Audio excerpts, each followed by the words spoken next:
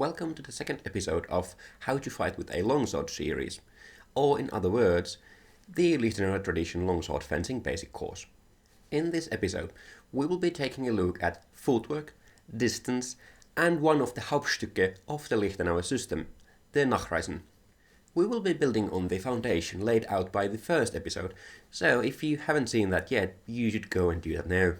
I also have a longsword cutting series, which goes way deeper into the theory of how things work. The link to the playlist is in the description. The episode 7 handles stepping when cutting, so its theory will go well with this episode. Now, before we get to the actual subject of this video, please do note that the incorrect examples are exaggerated on purpose so that the issues are easier to see.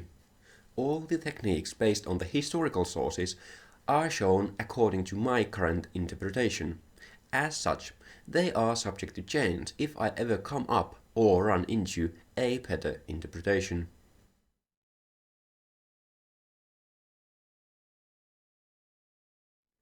Let's start with the most common steps you are going to use when actually fencing: the advancing step and the gathering step.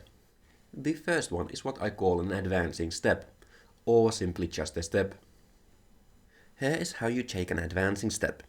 Stand in a good fencing stance. Push with your back foot and step forwards with your front foot. After you land your front foot, gather your back foot so that you end up in a good fencing stance. Make sure that the stance is identical to the one you started from. As with the passing step in the previous episode, make sure that your front foot always points to the direction you are moving to. If your foot points outside or inside, it might cause you to twist your ankle or, in the worst case, injure your knee. Also make sure that your head keeps level when stepping. You don't want to rise or lower during the step. As an exercise, take advancing steps one after another. Start in a proper fencing stance. Take an advancing step and stop for a second to make sure that you are standing in a good fencing stance. Then repeat. Remember to do this with both feet forwards. Next we'll take a look at what I call the gathering step. This is basically the opposite of an advancing step. You first gather your back foot close to your front foot. Then you step with the front foot so that you end up in a good fencing stance. As with the two previous steps, remember that your front foot must point to the direction you are moving to. Also make sure that your head stays level. As an exercise, do the exact same thing you did with the advancing step. Now you just use a gathering step. Remember to stop between steps to make sure you are in a good fencing stance. Also remember to do this with both feet forwards. When you are moving around when actually fencing, you don't tend to take pure advancing or gathering step. Instead, you tend to mix them up as you go. As such, don't stress too much about these two. The important thing is that when you stop, you are in a good fencing stance. Now we are going to do a footwork exercise I call Follow the Leader. Start by facing your partner. Both of you should stand in a good fencing stance. One is designated the coach. In the example you see now, the coach is on the right side. The coach can freely move backwards and forwards. The trainee's goal is to maintain the original distance. The trainee can only use advancing and gathering steps. The coach can stick to those two, or to make the exercise a bit more difficult, the coach can also be allowed to take passing steps. This makes it more difficult for the trainee to maintain distance. Both should concentrate on standing in a good fencing stance. Have your knees bent and back straight. If you want, you can do this with swords.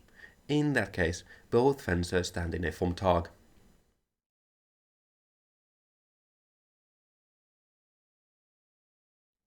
A very important part of longsword fencing is sideways and diagonal movement. Indeed, many techniques either require or at least benefit from diagonal steps. A very easy example of this is a diagonal advancing step. Stand in a proper fencing stance and step 45 degrees towards the side of your front foot. This can also be done with a passing step. In that case, you step so that you step to the side of your passing foot. Once again, It is important to make sure that your front foot points to the direction you are moving to. Another common way to move is circling. You basically circle around your opponent so that the distance doesn't change. You do this by taking advancing and gathering steps roughly sideways. In this case, I have noticed that it can be very difficult to turn my foot to the direction I move to. Indeed, for me it is more uncomfortable and error-prone than not doing so. As such, remember to be careful not to twist your ankle. We will once more use the follow the leader exercise. This time the coach is allowed to move in any direction. Start this slowly so you can get used to circling footwork.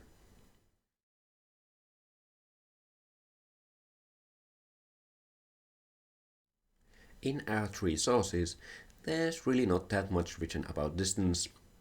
Most initial attacks, that is the Vorschlag, are done with a passing step. With follow-up attacks, there is usually either a sideways step or no footwork described. However, there are some words which are used in the context of being at a certain distance. Then there is how those words are used in modern HEMA. The kind of distance related words in the three sources we use are toevechten and krieg. And I do say kind of distance related. Toevechten basically means to fencing or to fighting. It is usually translated as pre-fencing or something similar. In the manuscripts, it describes the situation in which you are not yet actively fencing.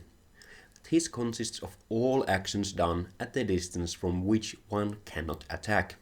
Many, myself included, consider the transition from the not fencing state to fencing to be also included in toevechten.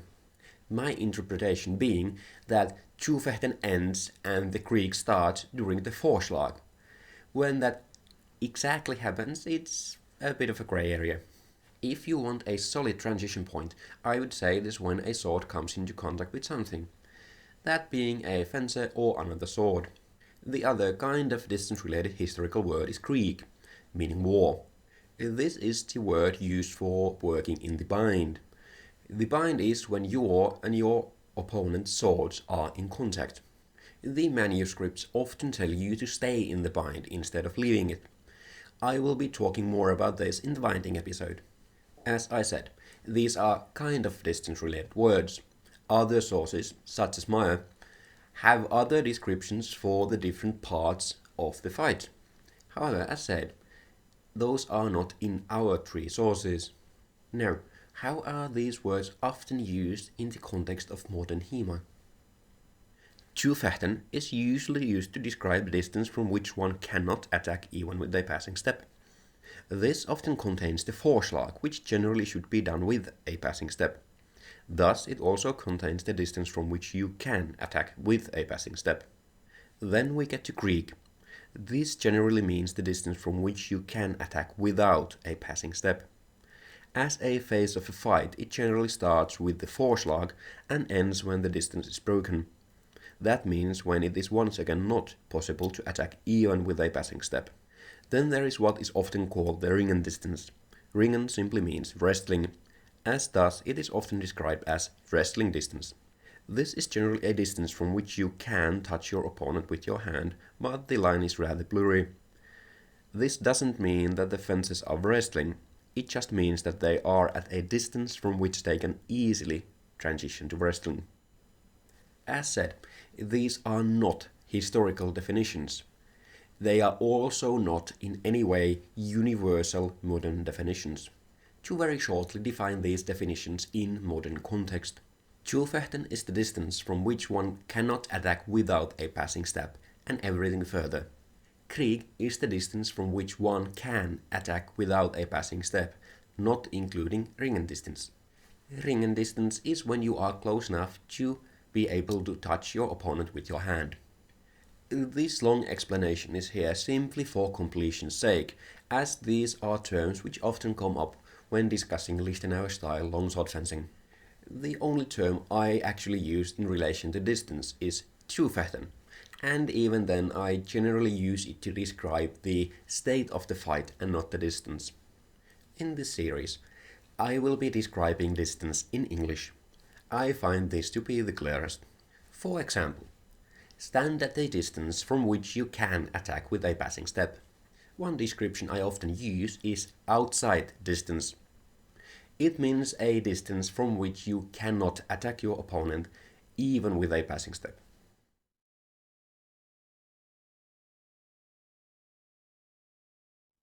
Next we have a simple distance exercise. Both the trainee and the coach are in a vom Tag. The trainee is outside distance, that is, far enough that you cannot hit even when taking a passing step. In this case, far enough that you need to take multiple advancing steps before being close enough to attack with a passing step. Take advancing steps until you are at a distance from which you can attack with an Oberhau using a passing step. Take a passing step and cut an Oberhau at the coach's head. The coach parries the attack. Break distance and repeat the exercise. Breaking distance means that you should move away from your partner so that you are once again outside distance.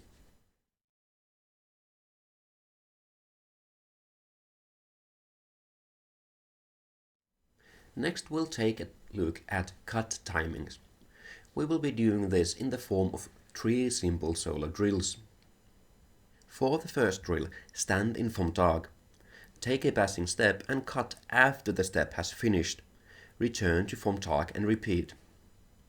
This has the advantage of giving you maximum reach for your attack and a very stable platform to cut from as you are not moving.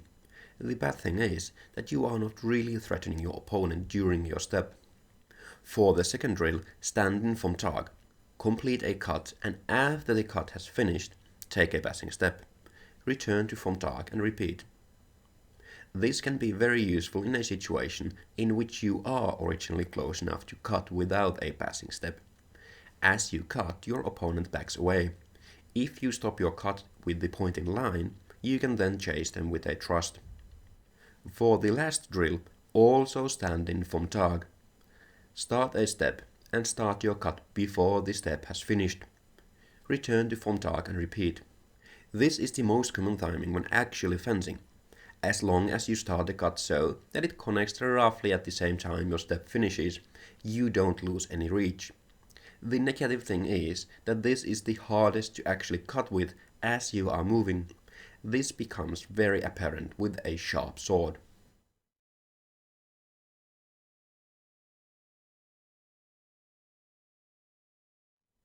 Next we get to our first Hauptstucke. The Hauptstucke are the main principles of the Lichtenauer system. Depending on who you ask, there are either 12 or 17 of them. Danzig counts these as 5 cuts and 12 Hauptstucke. Ringer counts these together as 17 Hauptstucke, including the 5 cuts. Döbringer doesn't number them. Quite a lot of people talk about the Hauptstucke as the main techniques. And indeed, in the manuscripts, these are often explained in the form of a few techniques or example plays. I think of these as concepts or principles which also work outside the shown techniques. I said that Nachreisen is our first Hauptstucke. However, that was not exactly correct. The 4 guard positions, or Verlege, also known as Verhüten, are also one of the Hauptstucke. However, we have only covered one of the 4 guard positions, that being the vom Tag.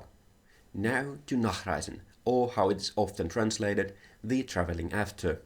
My interpretation of Nachreisen is that you attack an opening that your opponent has created. More precisely, you attack an opening your opponent has created by moving their sword away from you. It can be standing in a vom Tag and moving their sword backwards to load up for a cut. Or, as we are going to practice this, cutting at you and missing. The important part here being that they make a full cut so that their sword is no longer threatening you. In both cases, you have an opportunity to attack when the sword is moving away from you. This makes it more difficult for your opponent to parry. Remember that you can start the drill at a very slow speed. If the coach keeps hitting the trainee more than 30% of the time, slow down the initial attack so that the trainee has more time to dodge. For the first exercise, both fencers are in form dark and can move freely. The coach tries to hit the trainee to the head with an Oberhau. The Oberhau must be a full cut. This means that if the cut misses, they must end up with their sword pointing towards the ground. The trainee must try to move so that the coach doesn't hit them. This is basically done by being at the very edge of the distance from which the coach can attack with a passing step. When the coach attacks, the trainee takes a quick step backwards. After dodging the attack, the trainee then immediately attacks the coach with an Oberhau. In Danzig, this is explained simply as don't get hit and before they can recover, attack with a passing step. In this first drill, the coach is not allowed to move after they attack. This makes it easier for the trainee to hit them. It is important that the coach doesn't leave the pointing line when they miss with the cut. This makes the exercise impossible for the trainee. Once again, this doesn't make the technique bad. It only means that the technique is designed against opponents who do not leave their pointing line.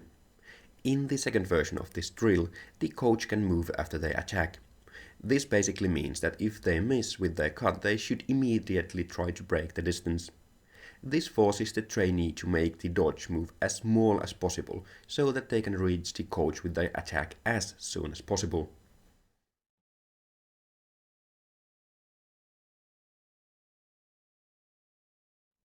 Before we get into the recap, go and tap that like button and subscribe if you haven't already. When fencing, you tend to mix advancing and gathering steps. Remember to move in a good fencing stance. Sideways and diagonal movement is very important.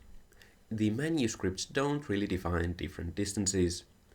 The important distances for you to be able to tell are a distance from which you cannot attack even with a passing step, a distance from which you can attack with a passing step, and a distance from which you can attack without a passing step.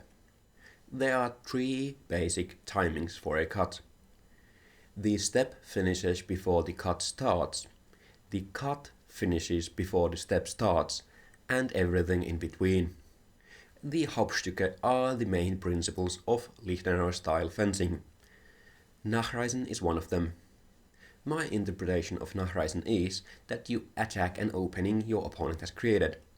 More specifically, they have created an opening by moving their sword away from you.